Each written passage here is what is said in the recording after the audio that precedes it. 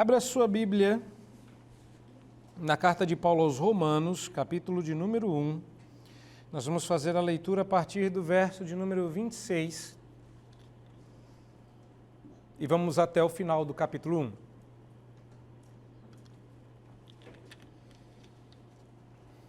Romanos 1, verso 26 em diante. Essa continuação do texto que nós estamos lendo e ouvindo a mensagem do capítulo 1 de Romanos, onde Paulo vai estabelecer o contexto no qual o evangelho será pregado. Paulo anunciou que era um servo do Senhor Jesus chamado para anunciar o evangelho, mas para quem? Em que contexto? Será que Paulo sabe para onde essa carta está indo? E esses últimos versículos têm deixado bem claro que Paulo sabe o que quer. Ele ainda não sabe que Deus não irá permitir que ele chegue em Roma, mas se ele tivesse ido, ele saberia muito bem para que cidade, em que contexto e circunstância. Verso 26 de Romanos 1, então, diz que por causa disso, é a continuação, e já eu vou lembrar do que se trata, mas por causa disso, os entregou Deus a paixões infames, porque até as mulheres mudaram o modo natural de suas relações íntimas por outro, contrário à natureza. Semelhantemente, os homens também, deixando o contato natural da mulher, se inflamaram mutuamente em sua sensualidade, cometendo torpeza homens com homens, e recebendo em si mesmo a merecida punição do seu erro. E por haverem desprezado o conhecimento de Deus, o próprio Deus os entregou a uma disposição mental reprovável, para praticarem coisas inconvenientes, cheios de toda injustiça, malícia, avareza e maldade, possuídos de inveja, homicídio, contenda, dolo e malignidade, sendo difamadores, caluniadores, aborrecidos de Deus, insolentes, soberbos, presunçosos, inventores de males, desobedientes aos pais, insensatos, pérfidos, sem afeição natural e sem misericórdia. Ora, sabendo eles a sentença de Deus, de que são passíveis de morte o que tais coisas praticam, não somente as fazem, mas também aprovam os que assim procedem. Depois da leitura, e apesar da gente já ter orado, dá uma vontade de orar de novo e quem sabe até ficar orando, porque a gente não quer ouvir o que está aqui. Se a leitura já machuca, imagina a exposição desse texto. E sim, eu faço isso com temor e tremor, porque eu sei das dificuldades que me cercam ao expor um texto como esse. Para estar aqui, diante de vocês, e para dar aquele ok quando esse vídeo for para a internet, exige-se muita coragem. Não estou dizendo que eu a tenha. Talvez eu nem tenha escolha. Fiquei pensando, será que eu proíbo de subir esse vídeo? Não sei, corta essa parte. Eu quero parecer que eu estava super na coragem. Semana passada nós vimos as tristes consequências de havermos negado a Deus e a visão de sua glória na criação. Hoje é uma espécie de continuidade e eu não gosto muito de parte 1 e parte 2 de sermão, porque, dá a impressão que é um sermão só enorme, dividido em duas partes, e 2, quem está vendo de fora e quer decidir se vai ou não assistir o vídeo, não sabe exatamente sobre o que se trata o assunto. Aliás, muita gente que expõe esse texto divide os seus sermões assim, parte 1. Tem um lá que eu vi parte 4. Para estudar aqui, eu fui ler a parte 4. O que será a parte 4, não é? Hoje eu quero falar sobre os tristes exemplos da entrega de Deus frente ao abandono de seu conhecimento. Não é só uma consequência agora. A consequência a gente viu semana passada. Hoje diz o texto com todas as letras que Deus mesmo os entregou a. E essa expressão é repetida no verso 26, com o qual abre essa segunda parte, e no verso 28. Os versos anteriores que falam, por exemplo, o verso 24, eu já vou explicar por que ele não entra, porque parece uma divisão tríplice, e antes disso eu tenho mais coisa a dizer. Porque esse incômodo, fala logo do texto para a gente ir embora, esse incômodo que a gente tem e o medo, por que falar desse texto, por que falar desse texto hoje? Primeiro porque é Romanos, é a sequência natural.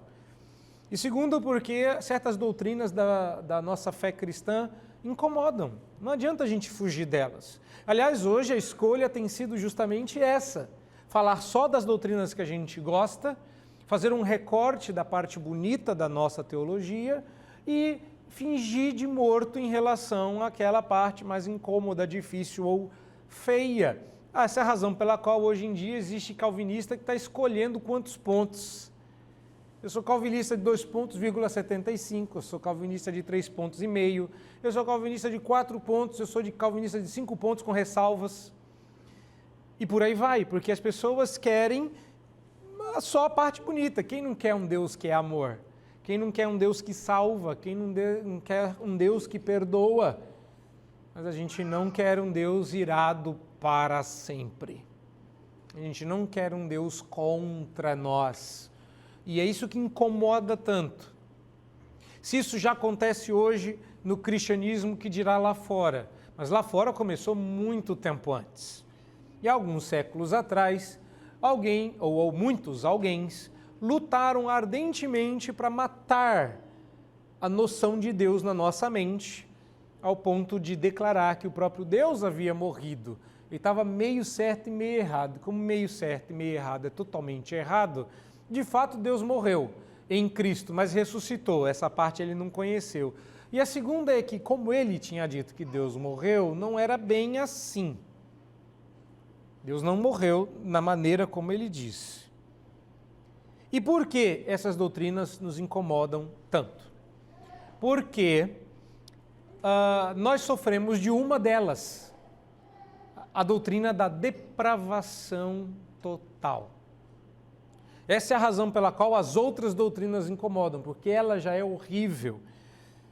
Quando eu era mais jovem, mais aguerrido, inclusive, achava que isso era ser profeta, tolice minha. Mas quando eu era mais jovem, eu adorava repetir aquilo que tinha sido para mim uma descoberta a meu respeito. Só que eu acabava sendo desnecessariamente ofensivo.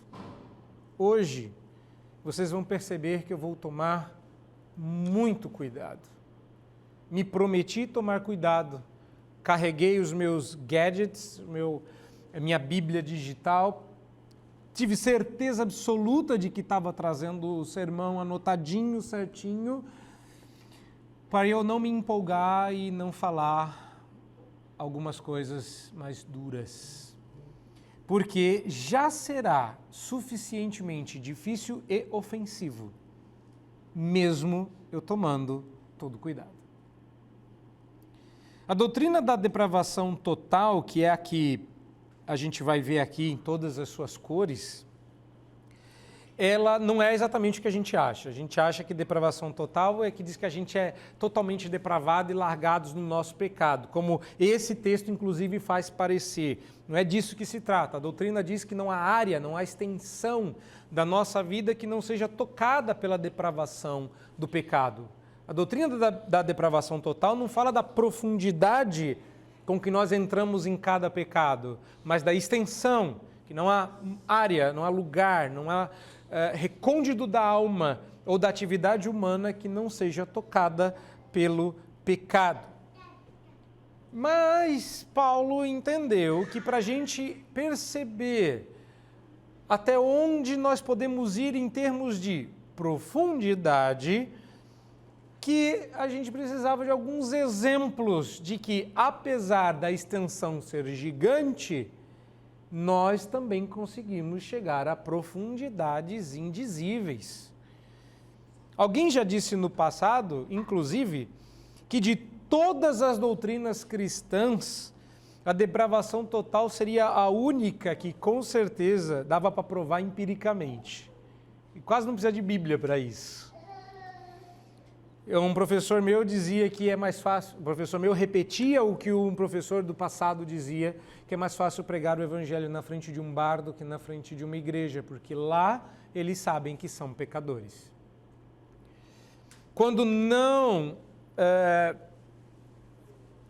talvez quando a gente não perceba isso, é necessário mostrar biblicamente, mas parece que a depravação total seja amplamente demonstrável pela prática. Agora, Paulo aqui está indo além das explicações que deu. Ele não está dizendo que somos pecadores.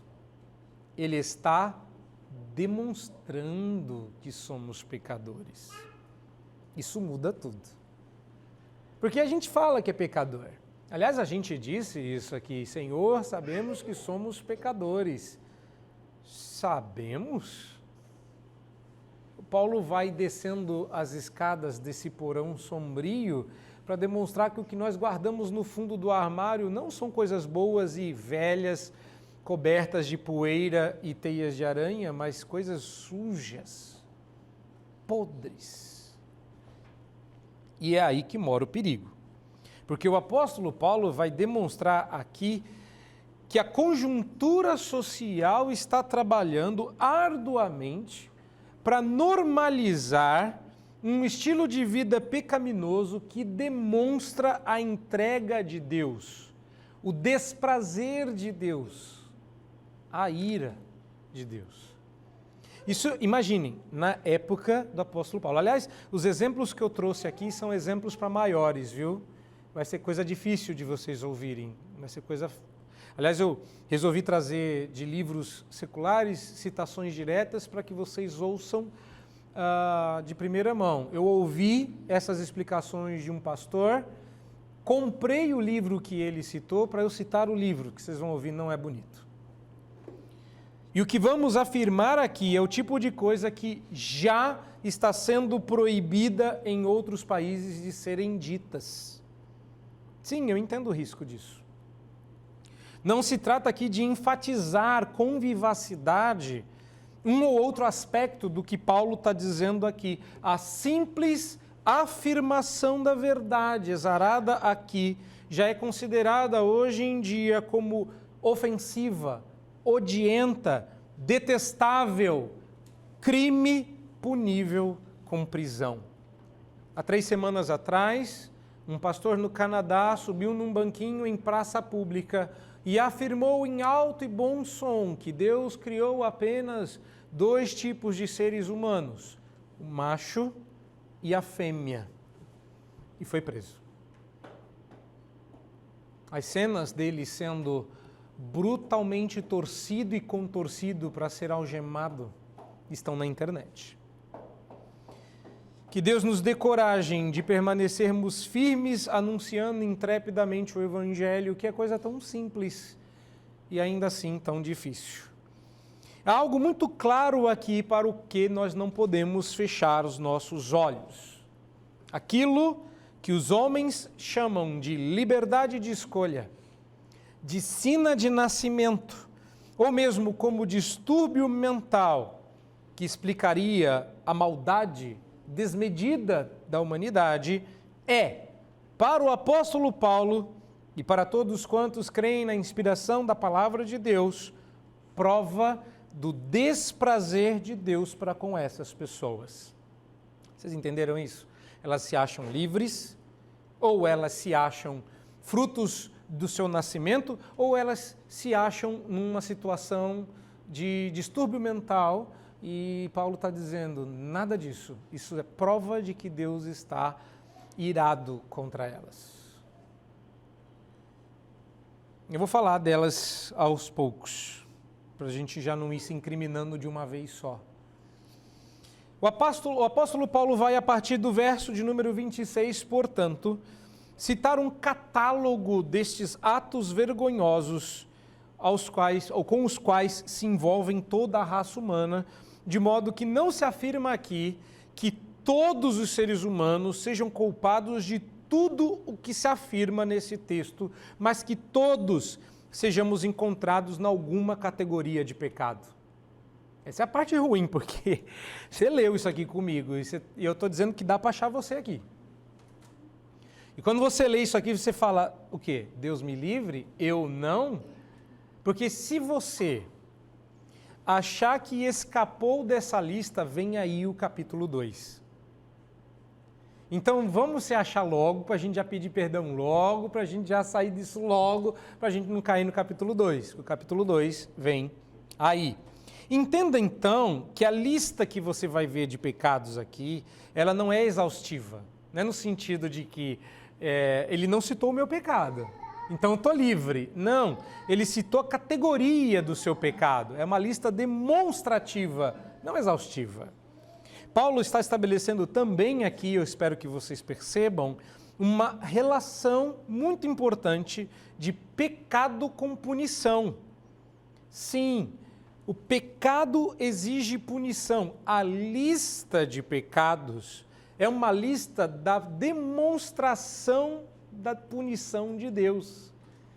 Sim, você ouviu o que eu falei. Deus pune pecado com pecado. Eu sei, eu também, quando li isso, achei um absurdo. Mas deu para digerir à medida que vocês não fazem ideia de quanto eu li e reli esse texto durante essa semana. Até chegar à conclusão de que a pessoa que eu havia consultado estava certa. Deus pune pecado com pecado. Não é assim, Deus não puniu o meu pecado, então Deus perdoou, ou não é pecado. Não, Deus te entregou. Deus disse, então vai lá. E isso a gente já viu que é uma demonstração de sua indignação. A expressão que você vê aí, chegamos a ela, verso 26 e verso 28, a expressão Deus os entregou aparece aqui 3 vezes. Eu me referi aos versos 26 e 28 que você está vendo aí, não é isso? Você está com essa Bíblia aberta, está conferindo? Faça isso. Mas ele não está falando de 2 pontos, como se eu tivesse dividido os 3 pontos de Paulo em 1 a semana passada e 2 essa semana. Não, não. Os versos 26 e 28 estão retornando ao ponto que ele fez no verso 24, primeira vez em que aparece a expressão Deus os entregou, e lá no verso 24, Paulo fala de maneira mais genérica, e agora ele vai falar de modo desconfortavelmente específico. Então, de certa forma, ainda estamos falando das tristes consequências, mas agora das tristes, ou como eu preferi chamar, dos tristes exemplos de como Deus nos entrega frente ao abandono do seu conhecimento. Eu vou explicar mais sobre essa questão do abandono do conhecimento quando eu chegar no verso 28, então peço a sua paciência. Nosso contexto não é amigável para falar sobre isso, e apesar de todo o meu amor, delicadeza, cuidado no tocar do assunto, eu sei que não será suficiente para amenizar a pancada final. Eu sei por 2 motivos. Primeiro, que o contexto não ajuda, e depois que sou eu. Anteontem, eu fui dar uma entrevista numa TV de crente, e a apresentadora já disse assim, prepare-se para entrar em crise. Eu falei, por quê? Eu falei, porque você vai falar. Eu? Como assim? Ela falou, pastor, todo mundo que conversa com você entra em crise. É crise boa, mas a gente não pode fugir da crise. Eu tentei espernear, aí no ar ela deu o exemplo, eu falei, tá bom, vai Deus, vou aceitar. Irmãos, não é um chamado fácil. Deus nos dê coragem e cuidado, porque eu não quero sair daqui falando coisas que podem me complicar à toa. Estou tomando cuidado. Diz o verso 18 que a ira de Deus se revela do céu contra toda impiedade e perversão dos homens que detêm a verdade de Deus pela injustiça. De modo que o que a gente está vendo neste contexto são as demonstrações, as explicações e os exemplos de como isso acontece. Paulo terminou de explicar o que Deus deu, o que a gente fez e o que aconteceu. E agora, para que a gente não escape à conclusão de que a gente está no bolo, ele vai dar os exemplos. Eu entendo que esse texto fala de 2 exemplos. E eu vou usar como tópico dos meus exemplos trechos da própria Bíblia. Então, meu primeiro ponto é que Deus os entregou a paixões infames. Esse é o primeiro exemplo. Infame, verso 26, não é necessariamente aquilo que tem má fama. O que, apesar de ser verdade, é um aspecto raso da palavra que Paulo está usando aqui. Ele não está dizendo que Deus os entregou a coisa que as pessoas acham de fama duvidosa. Não. Ele está dizendo, aliás, o que ele está dizendo aqui dá sentido a esse segundo aspecto, porque sim, ao que tudo indica, as pessoas estão tentando dar uma fama nova à lista de pecados do verso 26 e 27. Porque parece que se você muda a fama de alguma coisa, você redime essa alguma coisa e ela passa a ser boa. Se você gourmetizar, que é uma redenção sem Cristo, o que é gourmetização? É você redimir sem Jesus. Transformar algo que é ruim em bom, tipo a gente, que era ruim e ficou bom, ou está ficando com o tempo, mas isso através de Cristo no nosso caso. A palavra que Paulo vai usar aqui é uma palavra que é difícil de traduzir, são paixões que desonram, paixões que são desprezíveis, paixões de baixa estima. Não, calma. Quando eu escrevi isso aqui, eu sabia que eu ia ter que explicar, não é paixão que causa baixa estima. Ah, então quer dizer que ter baixa autoestima? Não, você não entendeu. São coisas que a gente não deveria estimar, não deveria dizer, olha que bonito, que desejável. É isso que a palavra infame significa. E esta é a primeira implicação do que a gente vai começar a ver aqui. Me parece uma boa razão para explicar a luta moderna, que é a mesmíssima do Império Romano, de tentar fazer aceitável um ato desprezível através do orgulho que esconde a tristeza do coração. Eu vou repetir. O que eles estão fazendo aqui? Eles estão tentando tornar aceitável, ou seja, mostrar que você tem orgulho de algo que até o seu coração sabe ser desprezível.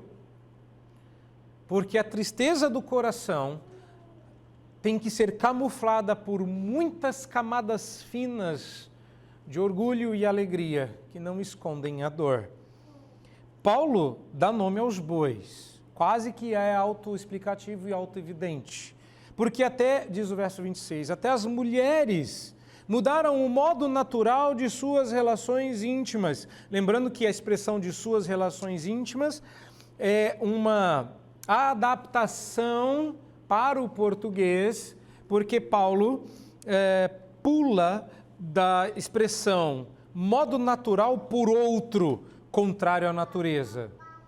E a gente só sabe que ele está falando de relações sexuais ilícitas, porque no verso 27, paralelismo de sinônimo, ou vocês acharam que eu estava explicando gratuito o texto durante a liturgia? Que no paralelismo de sinônimo, quando ele vai repetir essa ideia agora usando, ao invés das mulheres, os homens, a gente percebe isso com mais clareza quando ele diz que, semelhantemente, os homens também, mostrando o que aconteceu anteriormente, deixando o contato natural da mulher, se inflamaram mutuamente em sua sensualidade, cometendo torpeza homens com homens. Já vou explicar a última expressão aqui. A ilustração que Paulo nos traz é fortíssima. Ele está falando que as atividades homossexuais são pecaminosas. Elas não são frutos da nossa natureza caída ou natural, e nem está dizendo que isso é fruto de escolha ou qualquer explicação que vocês ouçam aí, do lado brilhante da força ou do dark side. Não. Todas as explicações estão erradas. Infelizmente, a explicação correta é que o homossexualismo, masculino ou feminino, é, no final, pecado. Mas de que categoria? Daquele que demonstra que Deus não está feliz com eles.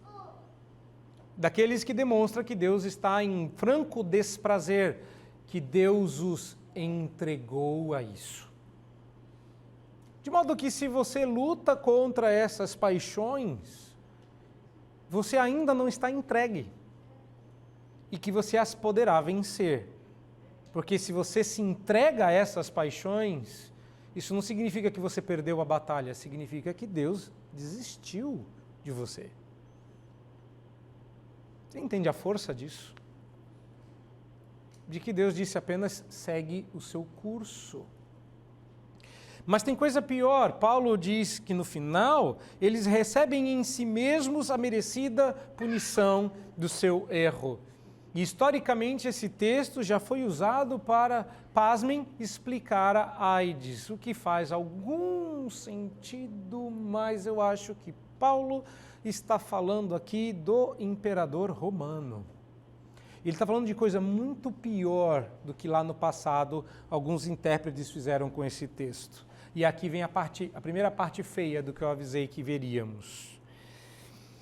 Paulo, me parece, está usando aqui o imperador Nero como exemplo. Vocês sabem que Paulo e todo o Novo Testamento, incluindo João, vão usar Nero para muita coisa como ilustração, porque eles sabem quem é Nero, e vocês também por causa de Daniel.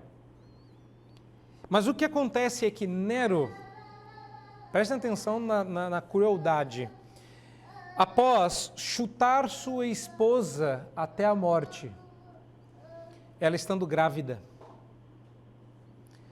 depois de matá-la, ele se casou com outra senhora, que não era bonita como a que ele matou. Só que ele descobriu no seu império um rapaz que era a cara da esposa que ele chutou grávida até a morte. E tomou o rapaz por esposa. Quando Paulo diz que eles receberam em si mesmos a justa punição de seu erro, é possível que Paulo esteja se referindo a um fato curioso dessa história, que é narrado por Suetônio, do segundo século, que fala sobre a vida dos 12 Césares. Suetônio não gostava do Império Romano. Eu vou dar o mesmo aviso aqui, o mesmo disclaimer, você tem que ler isso com uma certa suspeição, porque há linhas de ódio no livro, no clássico A Vida dos 12 Césares, por parte de Suetônio.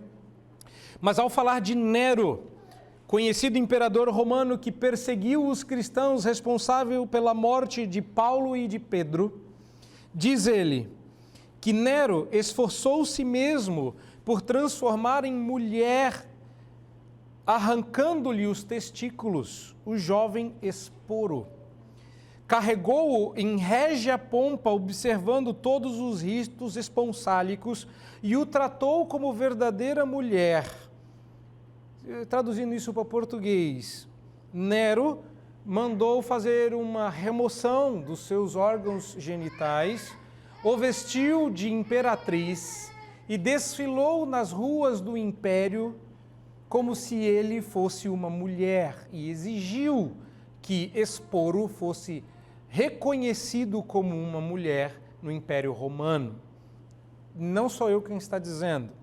Ele continua dizendo que não foi sem espírito que alguém, a propósito, asseverou que o gênero humano estaria bem contente se o pai de Nero, Domício, tivesse tido uma esposa semelhante e, portanto, não tivesse gerado a Nero. Paramentou o Esporo com os adornos das imperatrizes e conduziu em liteira e acompanhou as assembleias e aos mercados na Grécia e mais tarde em Roma, as sigilárias, cobrindo a cada passo de beijos. Será Nero. Quando Paulo, portanto, se refere a isso, muito provavelmente está atacando a nobreza romana, dizendo que aqueles que estavam na mídia, aqueles que detinham o poder social, cultural e econômico nas mãos, o Império Romano, e praticavam esse tipo de coisa querendo-as fazer como normais, estavam debaixo da ira de Deus. Eu nem preciso fazer o transporte desses exemplos para o nosso tempo, porque está igual. Não há nada de diferente.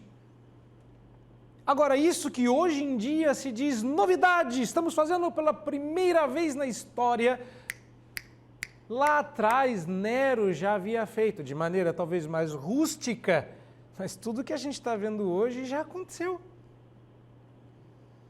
A Bíblia nos afirma que isto é resultado, que você leu aqui, é resultado de Deus os ter entregue a paixões infames.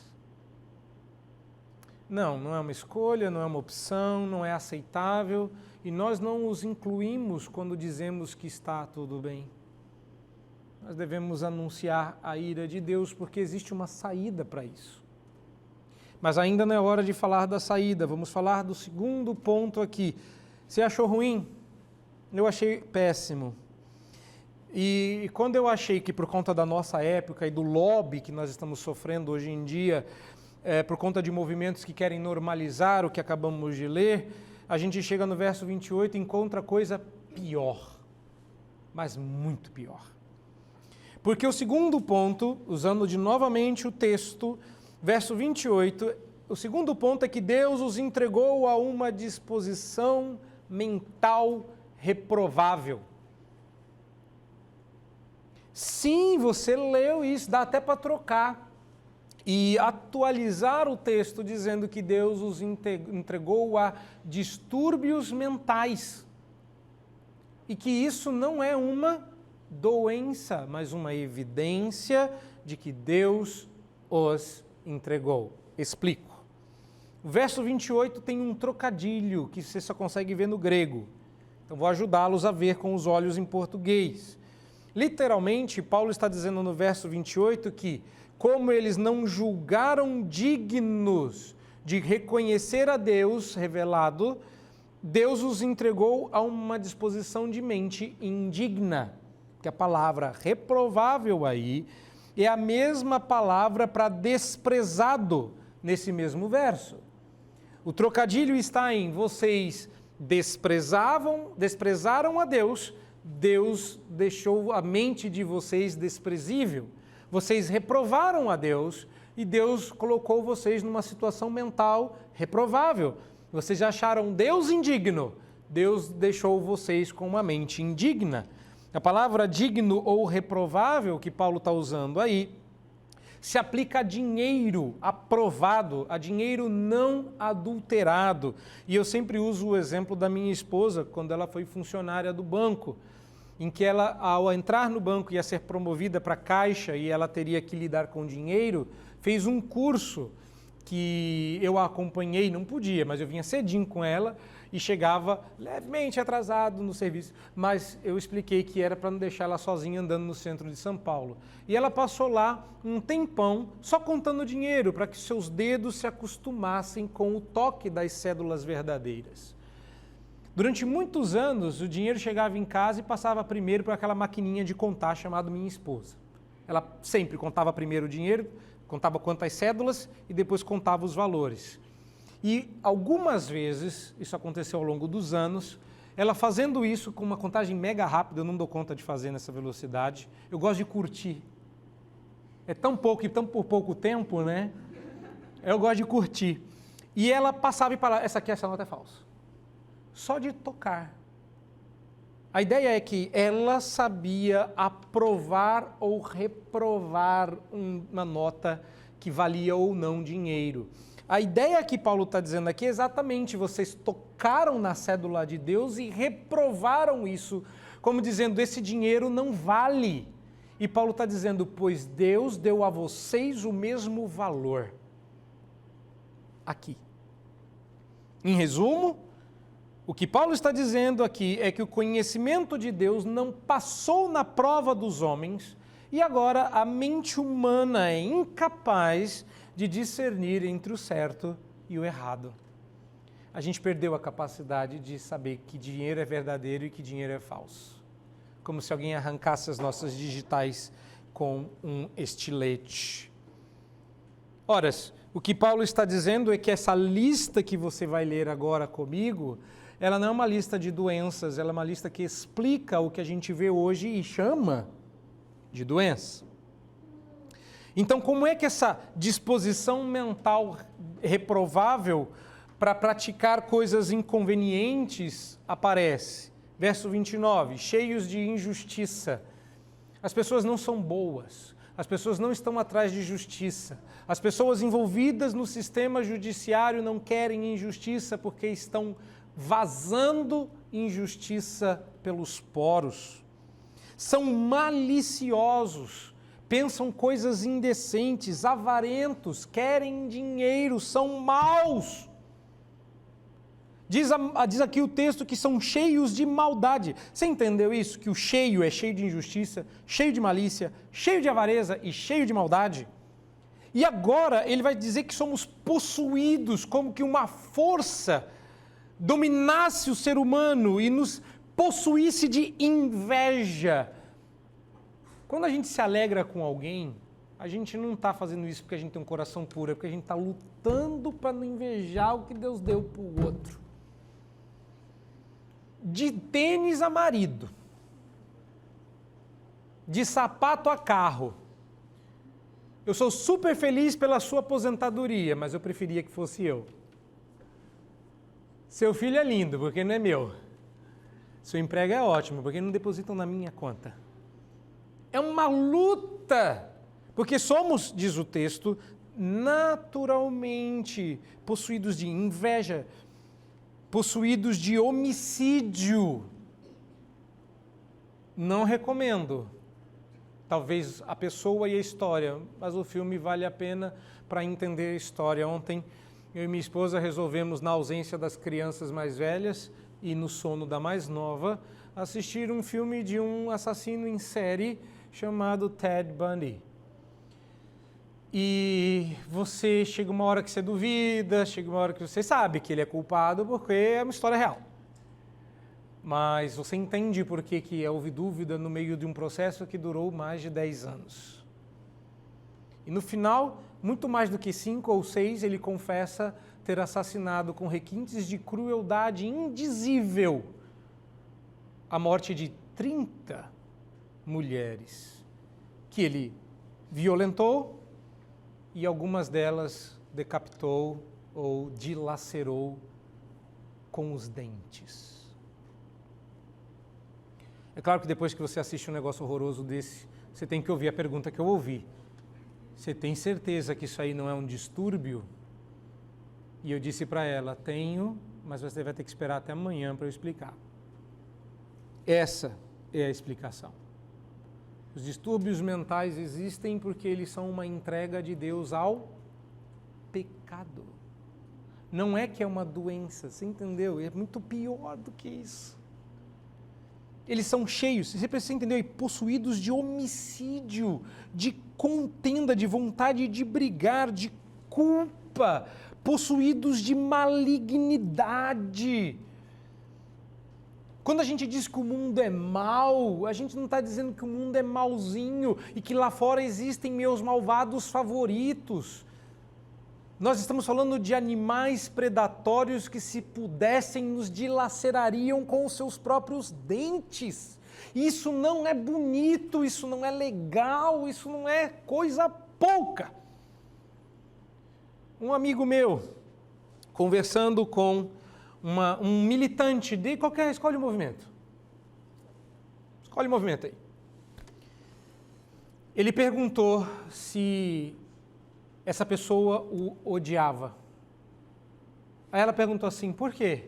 Porque parece que eu sou um representante de tudo, uma reunião de tudo que vocês consideram errado. Eu sou homem, eu sou hétero, eu sou branco e sou classe média. E ela disse, você é o resumo de tudo que eu mais odeio no mundo. cara dele. Ou seja, se ela pudesse, ela o dilacerava ali mesmo. Na época do Império Romano, eles podiam. E não foram poucos irmãos nossos que foram lançados no Coliseu para serem literalmente dilacerados por feras. Paulo está dizendo, eu quero ir pregar o evangelho lá onde esse povo que pensa assim mora. Quando a gente muito facilmente diria, vamos para qualquer lugar menos para lá. Agora, lá havia uma igreja que talvez não estivesse consciente dos perigos que os rondava. Eles eram literalmente o show, o circo. Eles eram colocados lá e música gostosa, música bonita era tocada para o povo sentir um certo prazer musical. E sobre a influência da música e o poder de mudar os nossos sentimentos, é outra pessoa que tem que falar.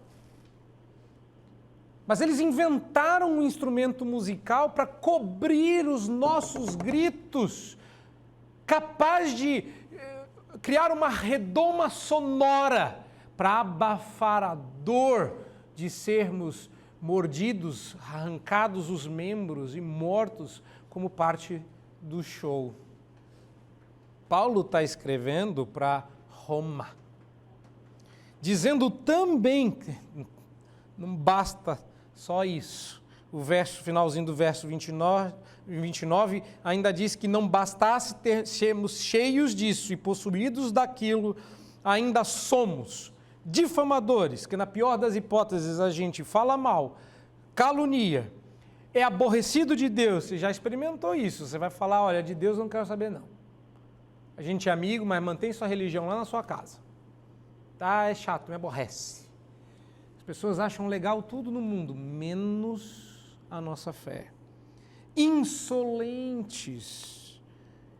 Você sabe o que é uma insolência, né? Você sabe que é uma pessoa desandar a boca, ser uma pessoa orgulhosa, que insulta os outros a troco de nada, acha que as palavras duras que usa contra os outros é linguagem comum. Você está vendo isso hoje em dia? Pessoas que usam palavras fortes como se elas fossem fracas. Soberbos e presunçosos, não precisa nem dizer. Inventores de males. Ou você acha que prender uma pessoa porque ela está, ou impedir as pessoas de falarem do Evangelho numa sala vazia, como tem feito com muitos pastores e padres hoje, não é inventar mal. Essa aqui, se fosse traduzido na linguagem revista e corrompida do Jonatas, seria caçar pelo em ovo. É isso que Paulo está dizendo. Desobediente ao pai, eu vou pular. Porque a essa altura já ficou tão leve que... Agora, você entendeu que quando você desobedece os seus pais, você entra nessa categoria, dessa lista aqui? Insensato. Minha sogra sempre dizia para mim e para minha esposa quando a gente saía para ir ao cinema, juízo é o oposto de insensatez. Quem tem juízo não é insensato, ou seja, sem entendimento, estúpido, tolo, ininteligente, pérfido. Eu tive que olhar no grego para ver, porque pérfido é uma coisa e o grego é outra. Você sabe o que é alguém pérfido? Não precisa dizer, só levanta a mão para eu saber quantos sabem o que é pérfido. Está com vergonha de dizer que sabe? Tá bom. Pérfido é alguém que não mantém a palavra, não mantém o acordo. Pérfido é alguém que quebra contrato. Sem afeição natural. Vocês já viram isso? Em todos os noticiários, em todo o tempo, tem que escolher a notícia da vez. Aí eu falei, quer saber? Não vou escolher, porque ou eu vou escolher uma muito antiga, ou vou escolher uma muito nova. A questão é, quem é que já não viu ou não verá nos próximos anos notícias de pessoas que deixam os próprios filhos, matam os próprios pais? A gente está vendo isso à torto e à direito, e o texto diz que essas pessoas não são doentes, elas não têm afeição natural. Vocês sabem que estamos, a essa altura do nosso tempo, enfrentando um caso semelhante em que uma criança foi cruelmente assassinada, com a anuência da mãe. E a pergunta é, ela não tem afeição natural pelo próprio filho? A resposta, não, porque Deus a entregou a esse estado de mente reprovável. E por fim, sem misericórdia, que talvez seja realmente o fim da linha, que é quando a gente pisa o miserável e não sente remorso por isso. Quando a gente sente prazer na miséria, dor e sofrimento do outro. Horrível, não é? Pois é.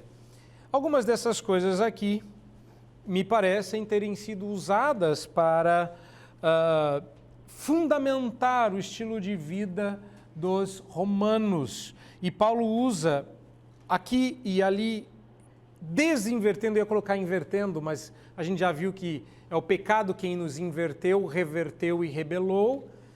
Então Paulo está desinvertendo aqui muita coisa que filósofos como Heródoto e Xenofonte haviam usado para validar o estilo de vida romano ou grego. Não, Paulo não está atirando sem alvo. Paulo está dizendo com todas as letras que vai parecer loucura, mas é a entrega de Deus. Por fim, para a gente ficar livre disso, verso 32 conclui: ora, conhecendo eles a sentença de Deus, onde que eles conheciam isso? No próprio coração. Não precisa do evangelho para isso. Se você ler essa lista para pessoas de bem, elas vão dizer que isso, jamais. Todos dirão que essas coisas são reprováveis, mas Paulo vai dizer que não escapa a ninguém, porque sabendo que a pena para isso é de morte, ele não está falando aqui só da punição civil, ele sabe que, toda pessoa sabe que a morte está aqui por causa disso. Não somente fazem essas coisas, mas aprovam os que assim fazem. Porque antes, e muito antes da sigla terem apenas 4 letras, hoje 15, então antes disso você tinha uma sigla menor, mas você tinha os simpáticos à sigla, os que toleravam, os que não optam por caminhar por aí, mas que curtem a sua foto, que curtem a sua postagem, como às vezes a gente faz, achando lindo o que a gente devia reprovar. Paulo diz, eles não apenas praticam, mas também aprovam os que assim procedem. Sabe aquela musiquinha antiga que diz, cuidado boquinha o que fala? Quem ouviu? Cuidado olhinho que vê. Quem conhece essa música aí? Pois é, a maioria, então eu vou ilustrar. Vocês depois eu passo para vocês uma versão cantada em 4 vozes. Mas lá na infância a gente cantava a musiquinha e dizia assim, cuidado boquinha o que fala, porque nosso Deus está no céu olhando para você. Cuidado boquinha o que fala, cuidado olhinho o que vê. Eu acho que a gente precisa atualizar e colocar mais uma estrofe. Cuidado dedinho o que curte. Porque o nosso Deus está olhando do céu para você. Cuidado dedinho o que você curte. Atualização feita, concluo. A cultura romana, como vocês podem ver, não era muito diferente da que se tornou a nossa hoje em dia. É quase como se nós estivéssemos vivendo de novo os tempos bíblicos. E essa constatação, num primeiro momento, é desesperadora, mas num segundo momento é esperançosa. Primeiro momento, o desespero, é porque nós estamos acostumados aos confortos desse mundo, nos tornamos acomodados, e acomodados não somos úteis. Aquilo que já se disse de nós cristãos em Atos 17:6, já não é mais tão verdade assim, porque lá se disse que estes que têm transtornado o mundo chegaram também aqui. Tive uma discussão certa feita com uma pessoa que conheci no ônibus, nos idos em que blog nem existia. E essa discussão aconteceu por e-mail. E a coisa mais doída que eu ouvi dessa pessoa quando ela encerrou a discussão comigo foi: Vocês cristãos já fizeram muito barulho no passado e já foram um incômodo. Hoje, vocês não incomodam tanto, então pode continuar crente que isso não vai fazer tanta diferença. É a coisa mais horrível que eu já ouvi, isso nunca mais saiu do meu coração. Nós não incomodamos mais, por isso uma mensagem como essa, simples como é, vai incomodar, mesmo que eu não queira. E eu espero que sim. Talvez não, porque eu sou acomodado como vocês. Eu acordo todos os dias pensando como seria bom sair correndo e corro de volta para a cama. Eu sou acomodado como todos vocês, eu não sou melhor. Aliás, se eu me achar melhor, eu caio no capítulo 2, né? O que Deus está fazendo, então, é nos levando de volta às barbaridades do tempo bíblico. Agora vem a parte esperançosa. Para que seu povo volte a testemunhar o Evangelho, porque foi neste contexto trevoso, pervertido e hostil que o Evangelho cresceu e se multiplicou. Foi nesse contexto que o Evangelho proliferou, avançou e testemunhou intrépido a ira e a justiça de Deus. Se Deus está nos levando de volta para esse contexto, é porque Ele quer de novo crentes iguais aos que a gente lê aqui. E eu lamento muito que sejamos nós. Eu já confessei isso para um colega que me disse, nós estamos descendo a ribanceira. Eu falei, eu gosto mais daquela época em que a gente arduamente subia até chegar à idade de ouro. Eu nem queria viver na idade de ouro, eu só queria estar no processo de subida. E falei, mas não é. Você está vivo? É agora, nós estamos descendo. Nosso papel não é impedir a descida, é puxar o freio de mão para a gente descer devagar. É animador, né? Mas por outro lado, esse ônibus vai descer cheio, porque à medida que a gente vai segurando a onda, pessoas conseguem entrar nesse ônibus e descer conosco. A prova está aqui. Um tempo tão ruim, a nossa igreja só cresceu. E passada a pandemia, as pessoas estarão extremamente necessitadas deste Evangelho. E é por isso que eu não termino com uma nota triste. Tá certo, foi tudo muito difícil, mas qual é a esperança com a qual a gente termina esta manhã? Que estamos num contexto perfeito para o anúncio do Evangelho. E contexto perfeito não é uma pessoa interessadíssima nas verdades, é um contexto de hostilidade, perversão, abandono. Um contexto onde as pessoas estão perdidas nas trevas em que andam e a gente pode anunciar a luz. Não, o contexto não é bom e por isso ele é perfeito. Imagina você estar pregando o Evangelho para alguém e descobrir que ele é crente. De você dizer, olha, na verdade eu sou crente, e a pessoa responder, eu também. Ah, que mundo bom seria esse, vamos todos louvar aqui. Hoje você diz que é crente e as pessoas vão dizer, 1, eu te odeio, ou 2, que é isso? E qualquer uma das duas respostas será um bom motivo para testemunhar. Eu não estou dizendo coisa fácil, eu sei. Eu sei, alguns de vocês sabem até onde eu trabalho e sabem como é difícil fazer o que a gente faz lá. Não é fácil. Não é fácil para nenhum de vocês, não é fácil para mim, não é fácil para ninguém. Mas é o que a gente tem que fazer e a minha única oração é Deus dá força, porque não é moleza dizer coisa simples como isso é prova do abandono. O que eu disse aqui para vocês, eu já usei com várias pessoas nos meus aconselhamentos. E elas se assustam ao descobrirem que aquilo que elas estão praticando não é prova de que elas são livres, mas de que são escravas.